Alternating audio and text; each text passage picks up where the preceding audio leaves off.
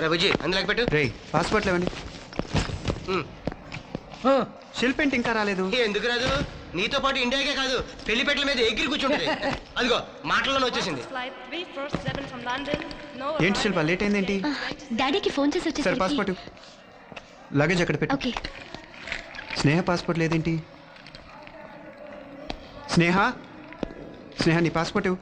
నేను ఇండియా రావడం లేదు వంశీ, సెండ్ ఆఫ్కి వచ్చాను. జోకుల తర్వాత కానీ పాస్పోర్ట్ ఇవ్వు. లేదు వంశీ, నేను నిజంగానే రావడం లేదు. ఏ ఎందుకని? ఇండియా వస్తే ఏముంటుంది, ఎంతో మంది మోడల్స్ లో నేను ఒకదాన్ని. ఇక్కడైతే ఇండియన్ మోడల్స్ కి డిమాండ్ ఎక్కువ ఉంది. అందుకని మమ్మల్ని వదిలేసి ఇక్కడ ఉండిపోతానంటావా? ఎవరైనా ఎప్పుడో ఒకప్పుడు ఎవరి దారిన వాళ్ళు వెళ్ళిపోవాలిగా వంశీ. నేను లేకపోయినా నాకంటే బెటర్ పర్సన్స్ నీ లైఫ్లోకి వస్తూనే ఉంటారు. కానీ నువ్వు నా డియరెస్ట్ ఫ్రెండ్వి. ఎక్కడున్నా ఎప్పుడైనా సరే నేను నీ డియరెస్ట్ ఫ్రెండ్ని. I know it.